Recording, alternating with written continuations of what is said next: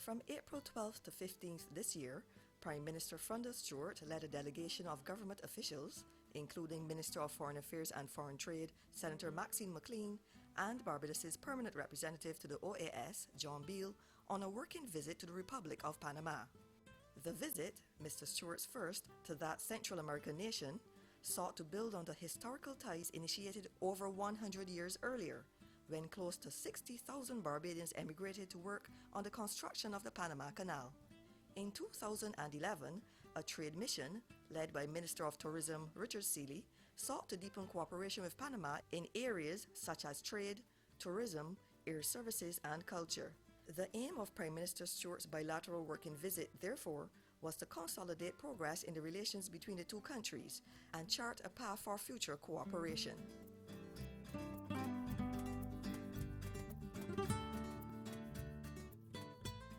Hotel Rio Plaza in Panama City was the venue for a town hall meeting hosted by Prime Minister Stuart with the Barbadian Diaspora in Panama. The meeting attracted close to 300 persons, many of whom were first, second, and third generation Barbadian descendants. In his address, Mr. Stuart explained that the economic and social conditions of post-slavery Barbados were at an all-time low, forcing workers to endure reduced wages, irregular employment, or unemployment. He said that it was the remittances of Panama money of an estimated value in today's terms of at least US $20 million, which boosted Barbados' declining economy. The supply of available cash, which doubled between 1907 and 1917, gave a needed boost to economic activity, particularly to the wholesale and retail trades and to the construction industry.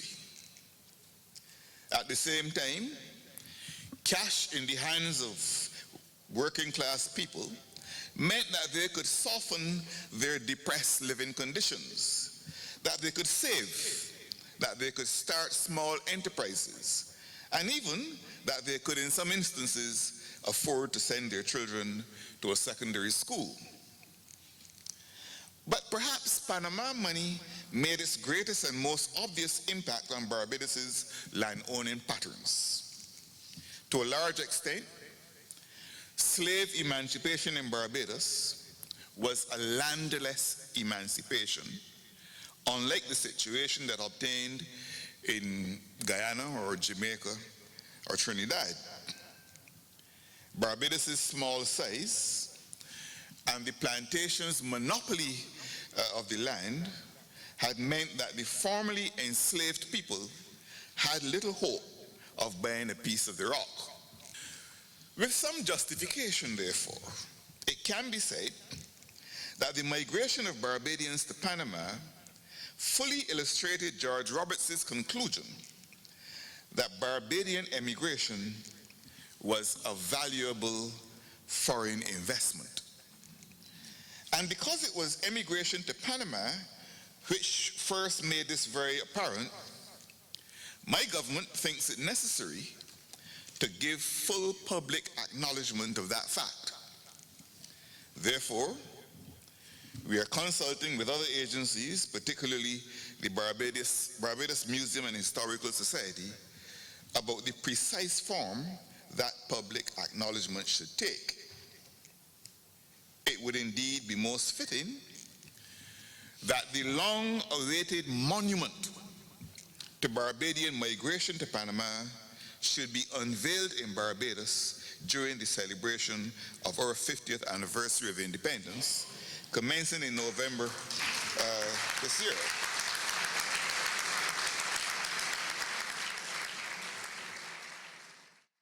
Panamanians of Barbadian descent, as well as locals residing there, had an opportunity to share their impressions of the event.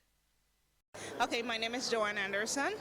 I'm the granddaughter of Joseph Roach from Barbados, Spooners Hill, St. Michael. I have a lot of good things I remember about my grandfather, and the best thing that I like is the food. I love to eat cuckoo, and I was at Barbados last year for the Diaspora conference with a group that went from Panama, and we really enjoyed the time that we had there with everyone in Barbados. I work at the Panama Canal as a secretary. I've been there for 23 years, and I really appreciate what the Barbadians have given to Panama, beginning from the beginning with the construction of the Panama Canal, and all the pretty things, good things they have left here in Panama from us. And we hope that we can really keep this connection. I've really learned a lot while I was at the conference, and I'm very interested in learning much more about my roots from Barbados. My name is Raisa Banfield. My great-grandfather came with my grandfather as a little boy for the Panama building, construction of the Panama Canal at the beginning of the 20th century. And I am very proud of my Caribbean ascendants, and this meeting to see in the face each other, each people from the same ascendants like me, is a beautiful circumstance to reconnect, to want to reconnect with our roots. Right now I am the deputy mayor of the Panama City, and it's a situation very proud for me. I am very proud because I can represent the black people, the black women in a position to serve people, and I can help to our governments to build this reconnection that we need, because the old people from Barbados here in Panama know very well the history, but the youth people need to know the history, and we here in Panama City, in the municipality, we can do a lot for building this connection. So I am very proud and very happy and celebrating this idea to get together all these people from Barbados living here in Panama. Today, I rediscovered I have two countries. I am a third-generation Barbadian descendant. My parents are second, and my grandparents were Beresford Cumberbatch and Alberta Clinton, and my maternal grandparents were Beresford Brown and Ethelyn Small. And I have been to Barbados 4 times, and it's a beautiful little island. I'm so sorry I can't move there. And as I said before, I would really love that connection with my kids and my grandkids, for them to be able to enjoy that culture, that relationship that we had as people, because we are losing that. They are losing it. You know, today my grandkids went to brunch with us, and they just sat there, you know. So, you know, that was a no-no in our time. Barbados is so rich, you know, in culture, that I would really love for them to be able to go there, see it, and embrace it. There's nothing like Bajan food. I am someone that loves to cook. I love to cook and I love to entertain. As a matter of fact, in 2014 when I was there, I was on the panel with the cooking. Barbadian food is second to none. Codfish cakes, cuckoo, and fish, and bakes. Oh man, second to none. So that's another thing that we are losing here in Panama. The kids are losing all of that. When they hear of these things, they don't really know what it is. And sometimes I'm really hurt because the people that are non-West Indian really embrace it more than our kids, you know. So I really would like some sort of a help, you know, to get them to realize the richness of our culture and embrace it. I'm a proud descendant of Barbados. My great-grandparents came to Panama to help with the construction of the canal, and they have left with us a legacy of not only hard work but also faith. So it has been an honor for me to be here today, and it is my opportunity and my privilege to carry on what my great-grandparents left with us. As I mentioned, not only faith, but tradition, such as cooking, the food, things that we enjoy still today, like ground food and cuckoo and fish, all of those delicious things that come from beautiful Barbados, which I hope to go back to soon, and to get to connect back with my family, which I hope there are still family members in Barbados that I can meet soon. My great-grandparents on my mother's side were both from Barbados, Simon Kelman and Louise Ford Kelman. So that's my tie to the island. I've never had the pleasure of visiting. Hopefully I will solve that very soon. The town hall meeting, I think, was a very good first step. I think we need to now figure out how to keep it going, how to make sure that the connections made here today move forward and get things done on both sides. We have retired from government work in the U.S. and we have resettled here in Panama. I own a small gift shop in Colon, where we're from originally. And so I'd be interested in seeing what kinds of crafts we have that we could tie in. I like to use things that are perhaps crafted by women or small villages, small parishes, to help further women's rights and activities. I work with the United Nations Development Program here in Panama, particularly serving Caribbean country offices. We moved to Panama in late July 2014, so we came here more or less around the 100th anniversary of the Panama Canal, so there was, some symbology in terms of the timing and so on of arriving here. I would say that we are doing well. I enjoy living here. I enjoy what I do, but more particularly my family is particularly comfortable. We have had the good fortune of meeting many Panamanians of Caribbean descent, Barbadian descent, and it's really a learning process, learning also about Panama through the eyes of persons whose foreparents were Barbadian. So it's really been an interesting and learning experience. So we want to learn more about the country. And as I say, one thing I enjoy apart from the traffic is the idea that you can drive for 5, 6, 7, 8 hours. As you know, in Barbados, if you drive for that long, you must be doing circles around the country. Well, my background, schooling-wise and so on, was geography. So two things. One, I had a sense of Panama. Also, because I work with UNDP in Barbados and OECS, I've visited Panama a number of times over the past previous 8 years or 9 years before coming to live here. So I knew about Panama in a sense, in that I knew the country. I've come to meetings here. I've known 1 or 2 places. I've visited the Canal, but that was it.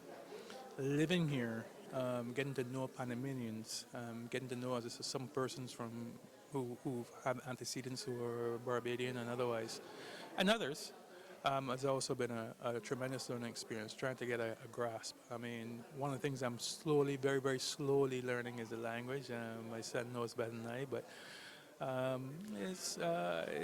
would say it's learning. I think I always felt and I've always thought that you can't know a country until you live in it, and you can't assume that living in it for a year or 2 means you know it. So I think it's a process of learning, and it's an enjoyable process. In 2014, when we moved here, me, my father, my brother, I thought that I wasn't really gonna enjoy this country as much as Barbados, because I like playing cricket, playing beach cricket. All of those sort of things bring back good memories. But then when I came to here, I was outraged when they said that they don't play cricket. So I was very disappointed. But then I took up a new sport called basketball. And then it's really fun because I've been watching it all the time with my dad, but never really thought to play it. But now I've got the time and the opportunity. Also present at the Town Hall meeting was the winner of the Social Innovation Award of the Hemispheric Talent Innovation Competition of the Americas, TIC Americas 2015, Barbadian Dale Trotman. Mr. Trotman received his award during the 7th Summit of the Americas, also held in Panama City. It's the biggest entrepreneurial competition in the Western Hemisphere that targets all the countries within the Western Hemisphere. The competition is organized by the Young Americans Business Trust, and they're affiliated with the Organization of American States. The competition this year was part of the Summit of the Americas. Coming to Panama has been a breathtaking experience for me, not only for the competition, but also to get involved in the culture and the people, to see the Panama Canal. It's been a warming experience. The people are friendly, and I will come back again just off of my experience alone. So I'm glad that the competition this year was in Panama, because I got to feel like I was part of what was going on here in this country. This is the Social Innovation Award, one of the categories that are awarded at Tech Americas. Is one of the most prestigious awards at Tech Americas, and I won this award on Thursday. This award means a lot for me because it signifies the work that I have put into what I'm doing so far. Also, I'm the first person from Barbados to win an award at this competition, and one of very few people from the Caribbean to win an award at Tech Americas.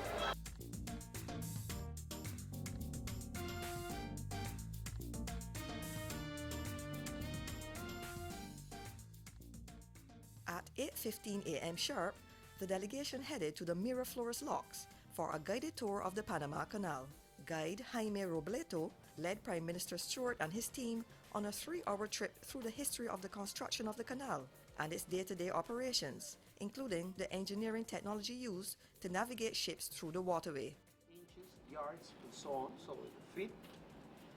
And then at each entrance of the lock, an arrow to show the ship which lane had to be used. And of course, the delegation witnessed firsthand several ships as they traversed the historic passage from the Pacific to the Atlantic Ocean.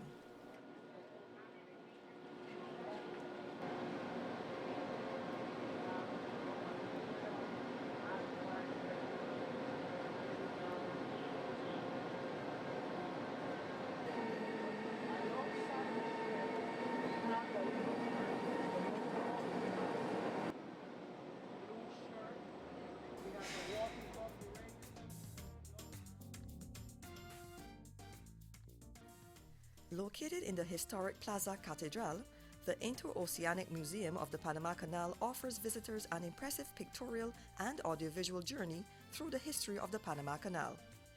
During the hour-long tour, Mr. Stuart and his delegation were treated to displays of artifacts from Panama's pre-Columbian era and wax figures of the persons who played a prominent role in both phases of the construction of the canal.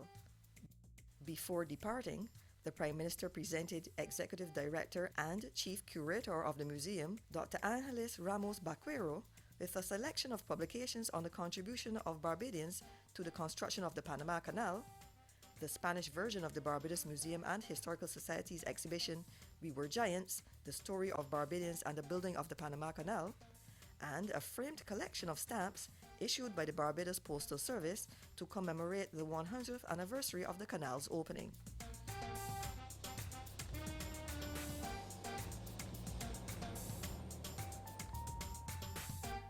The first stop on the final day of the working visit was a meeting with Chief Executive Officer of Copa Airlines, Pedro Hilbron.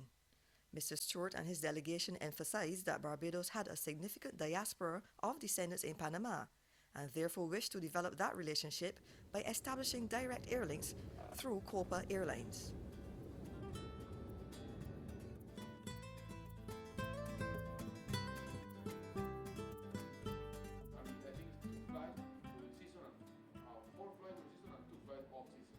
Air connections, investment promotion, and cooperation in education were the main topics of discussion when Prime Minister Stuart met with the President of the Republic of Panama, Juan Carlos Varela Rodriguez.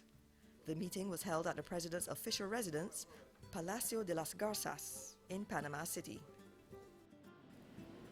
The Prime Minister's convoy then wound its way through the streets of Panama City to Avenida Central, to SAMAP, the Society of Friends of the Afro-Antillean Museum of Panama.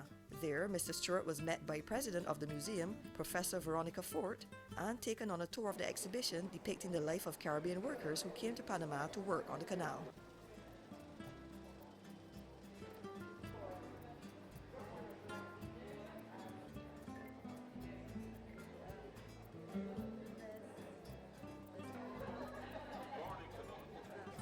The working visit ended with a meeting with the Mayor of Panama City, Jose Blandon Figueroa. which was led by Minister of Foreign Affairs and Foreign Trade, Senator Maxine McLean. The two sides discussed the possible twinning of Bridgetown with Panama City, among other areas.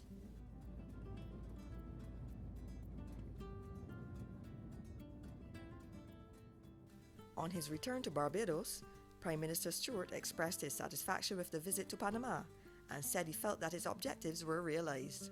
I was able to address a large gathering of Panamanians of Barbadian descent. Excited a lot of enthusiasm amongst them. They themselves were quite excited about the fact that their contribution to the development of Panama and their importance to Barbados were being recognized by a Barbadian Prime Minister. And that therefore was a resounding success. Now, in addition to that, we toured other areas of Panama. We met with the President of Panama himself to discuss issues of mutual interest. President Varela of Panama would have been in Barbados sometime around 2010 for the signing of a double taxation agreement between Barbados and Panama. And therefore, he's no stranger to Barbados, and he was quite pleased to meet with us and to talk through a number of issues of mutual interest. And in fact,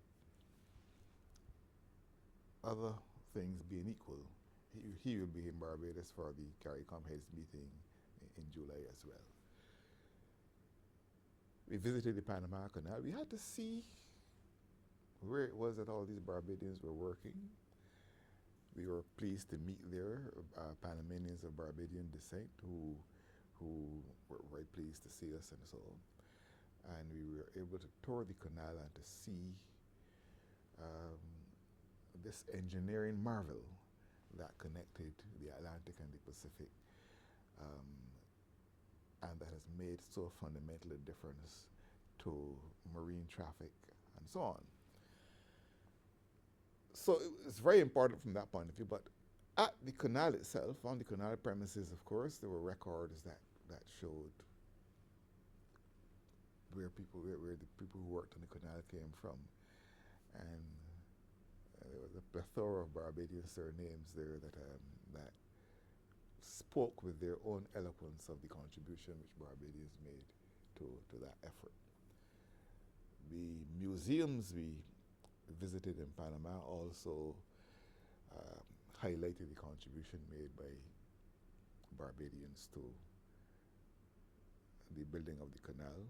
We actually saw some of the contracts that were signed by Barbadians before they left here to go to work on the Panama Canal. So I think that there's a heightened consciousness about the importance of the relationship.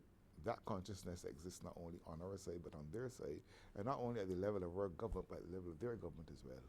And I think that we are on our way to having a much deeper relationship in the foreseeable future. He outlined how government intended to capitalize on the foundation laid at the town hall meeting. We have a diaspora policy, and our immediate aim is to make movement between Barbados and Panama easier. Now, how do we do that? The secret to all of that is Copa Airlines. And only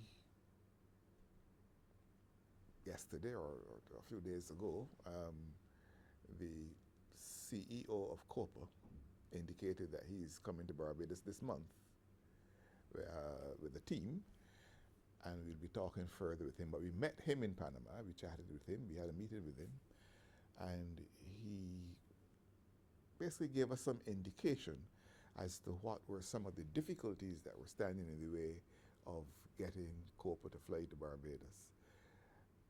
We put our case to him, and there's going to be some follow-up when he comes to Barbados so we can discuss it further. It is the intention of government to build on its historical ties with the Republic of Panama. He raised with me the question, how can Panama work more closely even with CARICOM to collaborate in the area of regional security, and so that we can make our societies better. How can he monitor people coming into Panama from the Caribbean?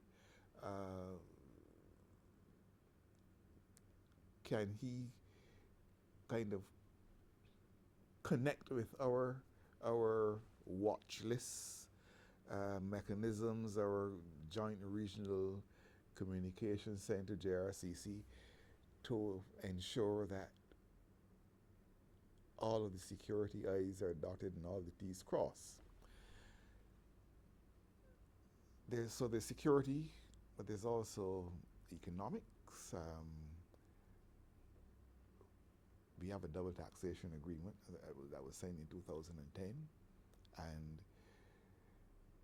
we hope that we can get investment from Barbados into Panama and investment from Panama into Barbados as well. And of course, Panama has launched a bilingual campaign. He has set himself the target of making Panama a bilingual society.